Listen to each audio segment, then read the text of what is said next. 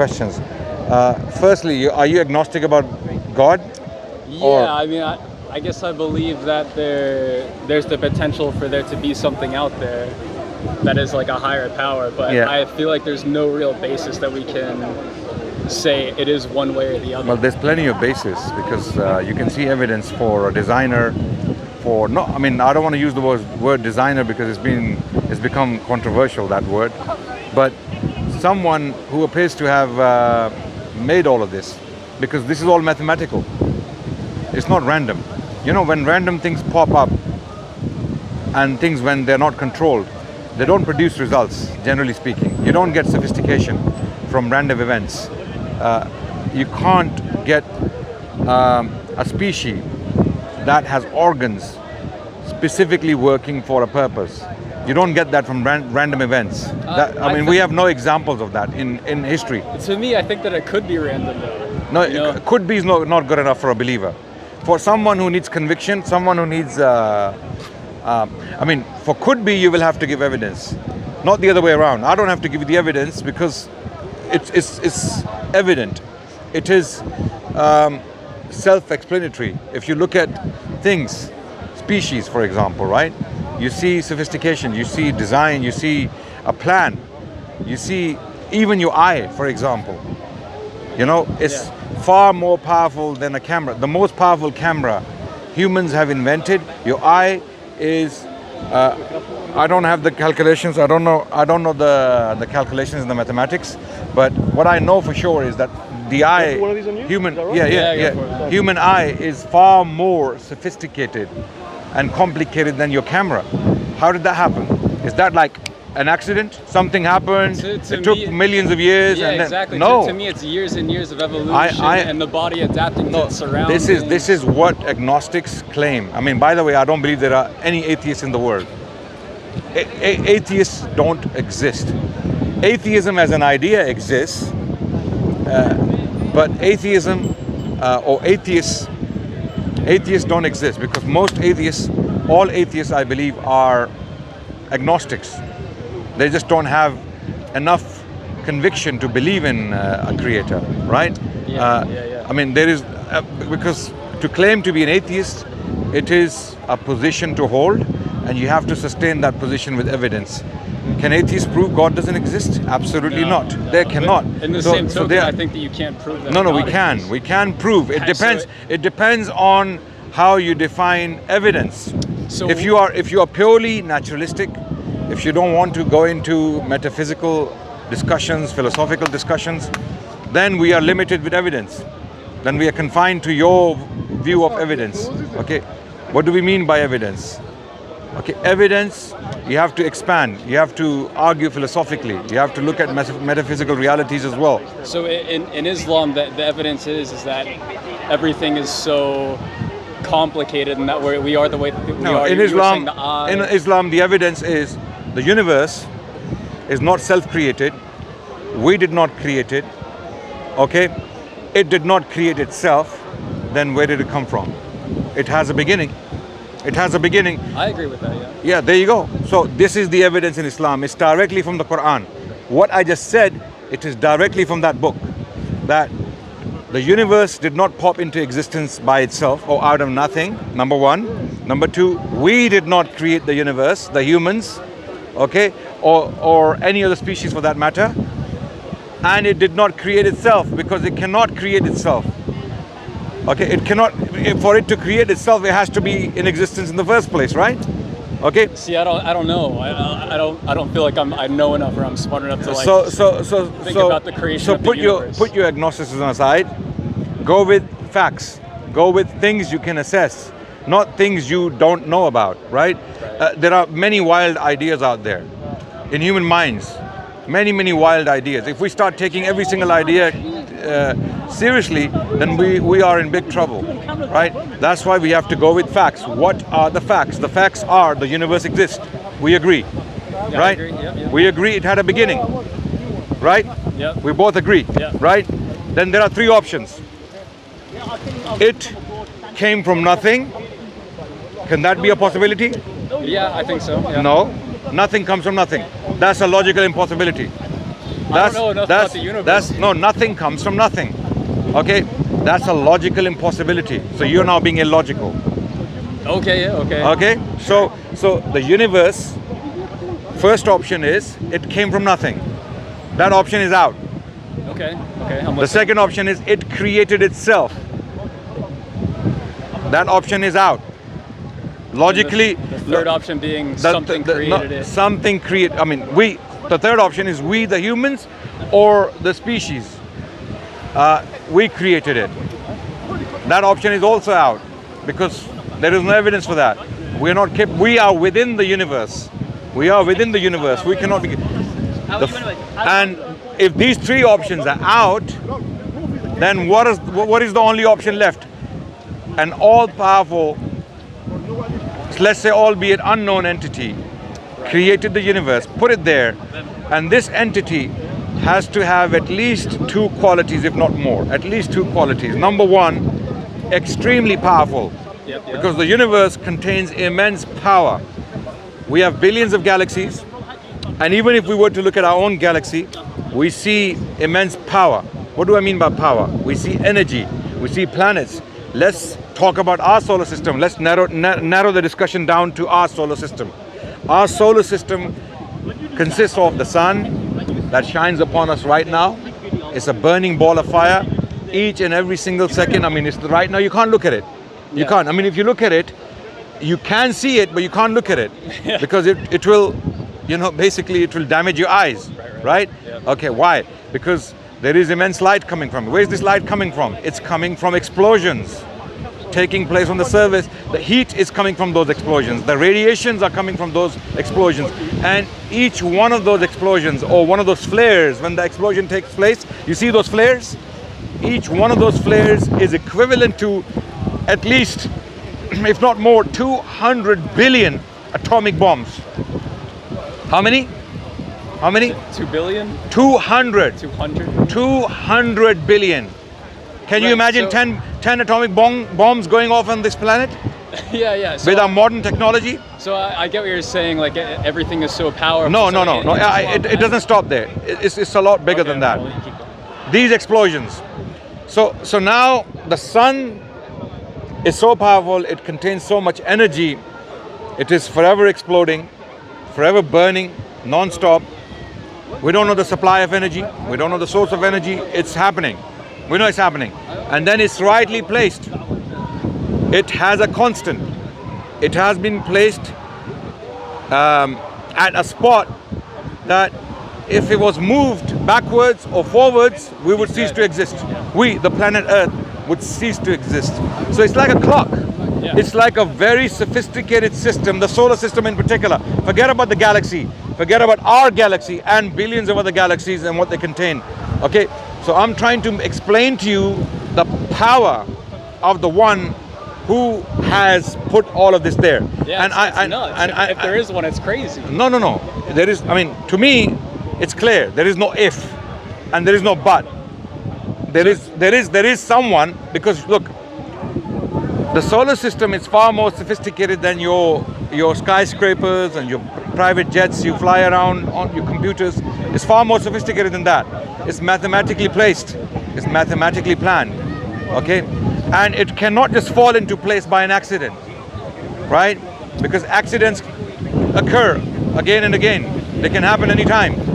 And we know we've been here for millions of years. And we are we're still surviving.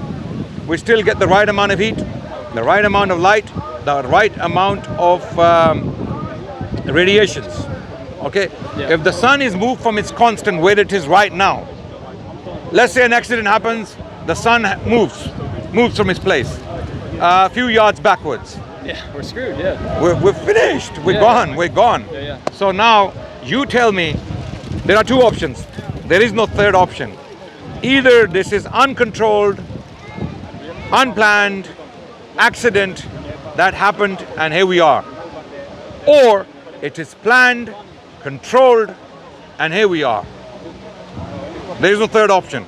There is no third option. And this is what we are told in the Quran, that these are three options. The universe, it came from itself, or it came from nothing, or you created it.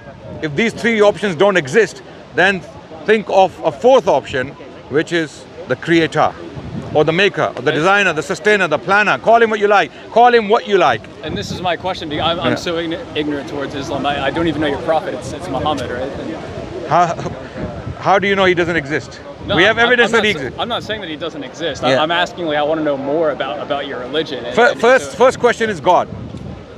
I'm okay. Jazakallah khair. First question is God. And who is God in Islam? I'm not sure. Okay, I'm just trying to learn. God is the one I explained to you just now. Right.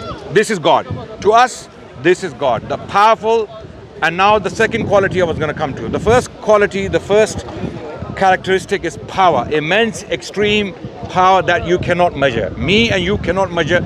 All of us put together with our calculators and devices, we cannot measure his power because we don't even know what's out there. We don't even know what's out there. We only know what we can see with our little devices and little telescopes and the Hubble and whatever other names we give to, Hubble telescope and all those. And I'm sure there are more sophisticated things now. Okay, I'm a bit, how can I put it, outdated? Yeah. On these things. I'm not a scientist. I don't study science. I'm a theorist. I study history. So I'm just trying my best to explain these things philosophically. So I am a scientist, and I think that's why I struggle with religion. Any religion, trying to pick one or the other. Before you go to religion is throw it out of the picture. I'm not discussing religion with you. I'm discussing how did the universe come about? How did we get this solar system? How did we get our galaxy and then billions of other galaxies? Where did this come from is the question. It's not religion. Forget religion. Who cares about religion? Religion comes later, brother. Religion is very, very late. First, we need to address the entity that is responsible for all of this. Either it's an accident, a grand, magnificent, civilized accident. I'm calling it a civilized accident, right? Yeah. Or this is not an accident. This is a planner, a very powerful entity, and who is not only powerful, also very intelligent. Very, very intelligent and wise. How? Because in order to make this solar system, you have to be very intelligent. You have to be able to calculate. You have to have cognition. You have to have a will. You have to have power to implement, to apply that will. Okay, so all of these characteristics are there. We can actually deduce these characteristics from what we see around us. So this is very, very important. Now you tell me whether this is an accident or this is intentional implementation of a plan. Me, I don't know. I'm one person. Okay. What is more, looking at what I said, what is more probable? I don't even know if I can put like a probability on things, to be honest. What makes more sense? A plan, a design, mathematics, which is definitely the case. There is mathematics between the sun and the earth. There is mathematics going on, right? The solar system is mathematically placed. Not only the sun, in fact, other planets are directly relevant to our existence on this planet. If you mess with the moon, forget the sun, leave the sun in its place. You mess with the moon, what do you think is going to happen? I mean, I'm not an astrophysicist, but I'm sure a bunch of things and it doesn't stop. The ecosystem we have on this planet, the ecosystem, how animals live, the bee, just mess with the bee. Just mess with the bee, and that's it. Game over. Right? So I don't know what game over.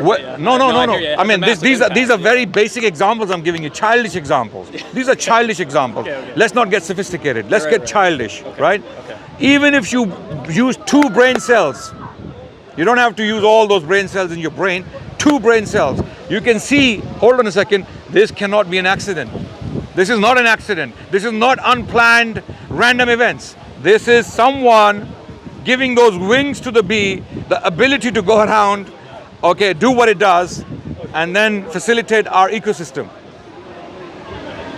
And then it doesn't, I mean, if we come to planet Earth on this little tiny dot, in the grand scheme of things, there is a lot happening here in the planet Earth. Before we get to the sun, the solar system, and then beyond, in our galaxy, within our galaxy, and beyond, within all of those billions of galaxies, there is a world that's not known to us. Yeah, okay? Sure. All of this is not accident, my brother.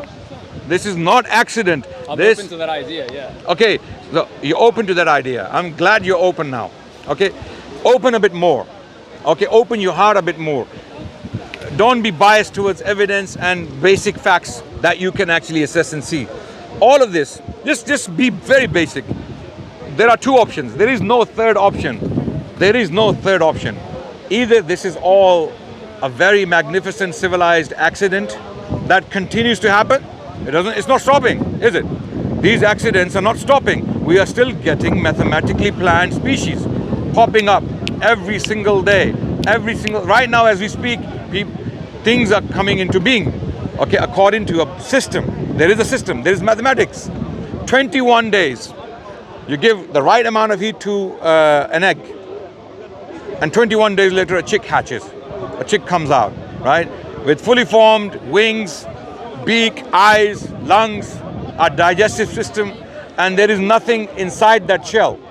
You can't go in, nothing comes out. Just the right amount of heat, 21 days. Okay, not more, not less. Who the hell is doing this? Is this an accident?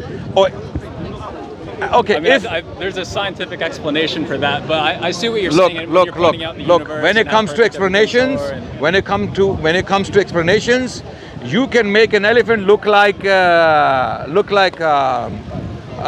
pigeon. I saw a pigeon, so a pigeon came to my mind. And I'm from Pakistan.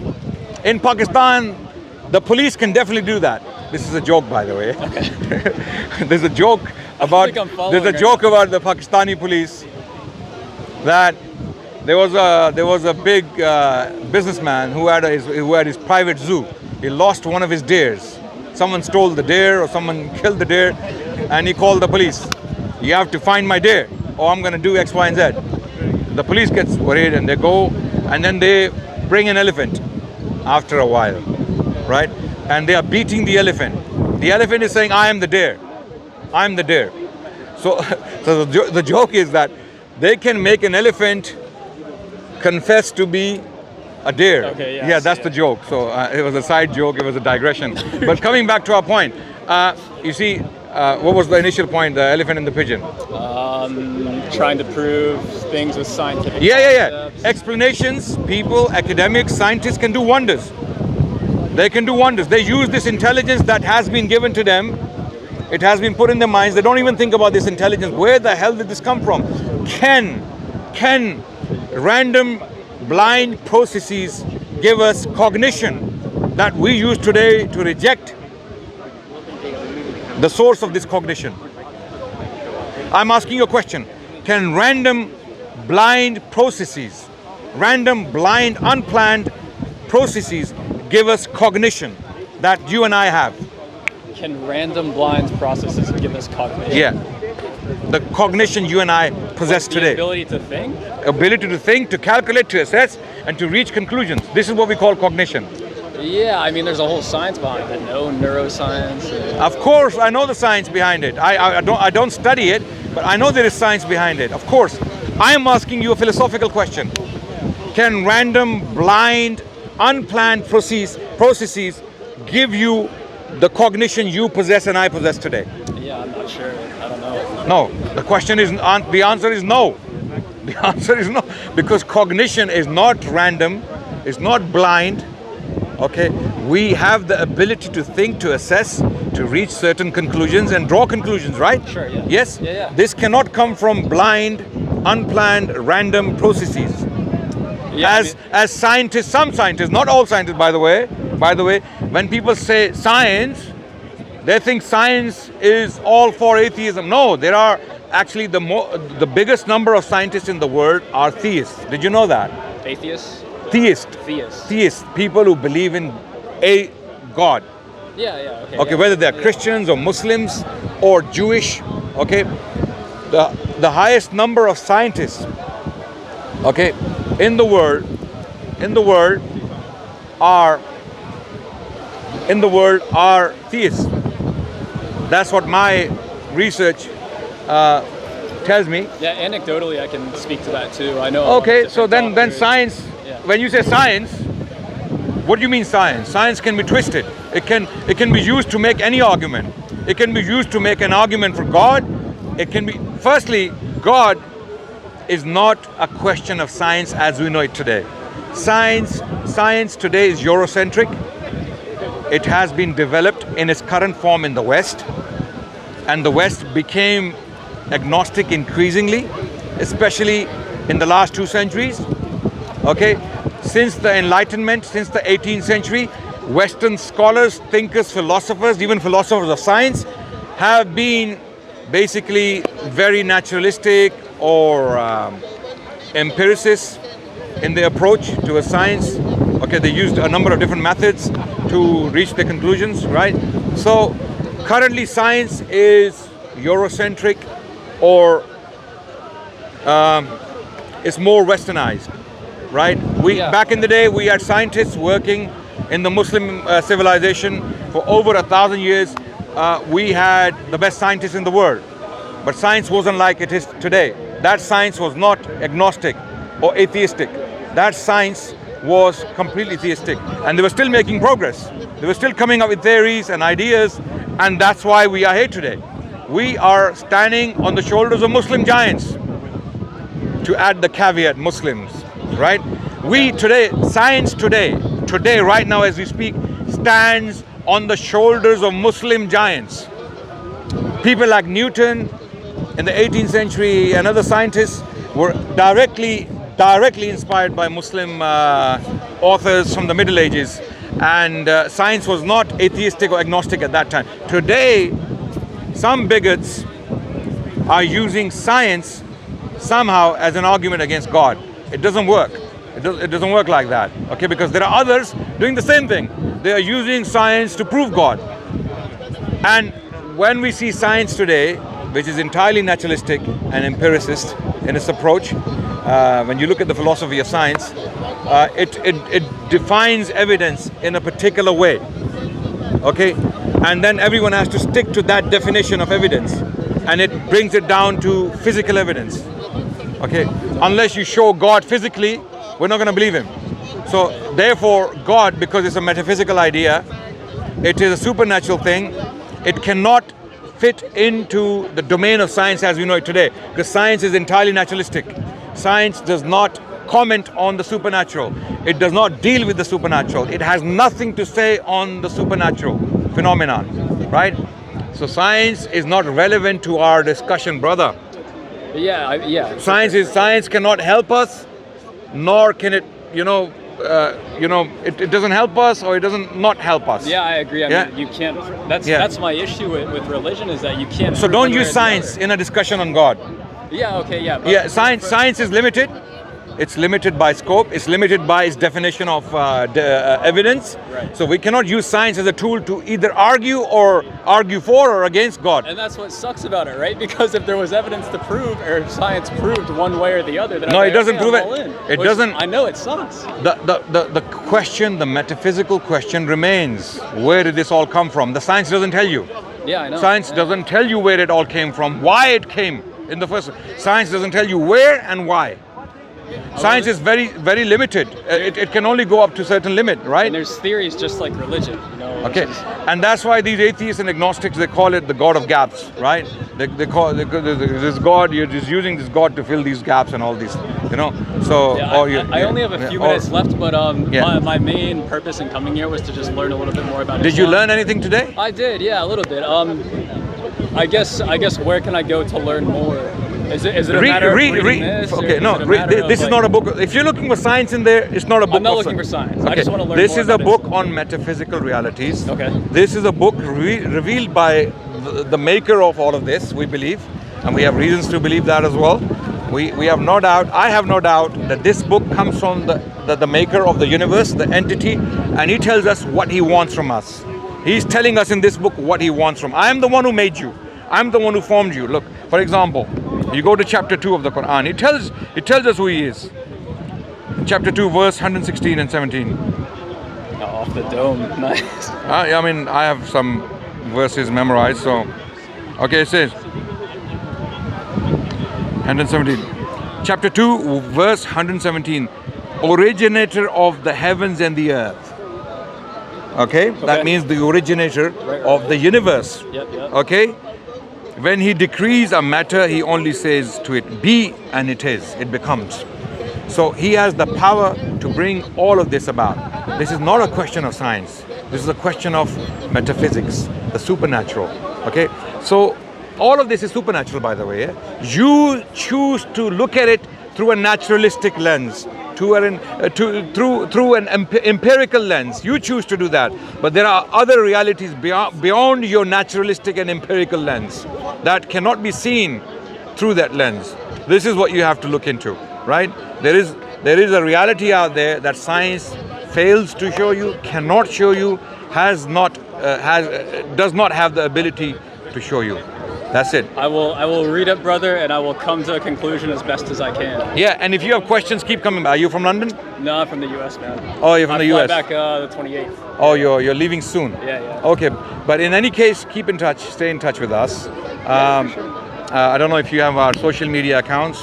You can get in touch with. Can I find this somewhere? There's a lot of things going on. You will find it there, but I don't know. These guys, there are so many comments on the videos. They don't have the time to check all those comments. But I'm on Instagram. I'm on Facebook. You can find me at Adnan Rashid. My name is Adnan Rashid. You'll find these videos and you'll see my name there. Just type that name and message me, and just hope that I see the message, inshallah, because I get a lot of messages as well. So sometimes I can't respond. But don't stop. If you don't get a response from them or from me, don't stop your research. Look into these discussions. Talk to Muslim intellectuals. That's a very important caveat. Don't go to an imam in the masjid and ask him questions he cannot answer, because imams are not trained to answer these questions. You must go to Muslim academics and intellectuals who are able to address these questions. Okay, I'm not saying imams are not intellectuals. There are intellectual imams, but not every single imam is trained in these kind of things to answer these questions or to address these points. Gotcha. Okay, your name? Charlie. Charlie, nice to meet you, man. My name is Adnan Rashid. Okay. Gotcha. Thank you so much. Nice meeting you. Let me get your Instagram. Let me write it down real quick. Oh yeah. I don't have service here, so I'm just gonna type it in my notes. Okay.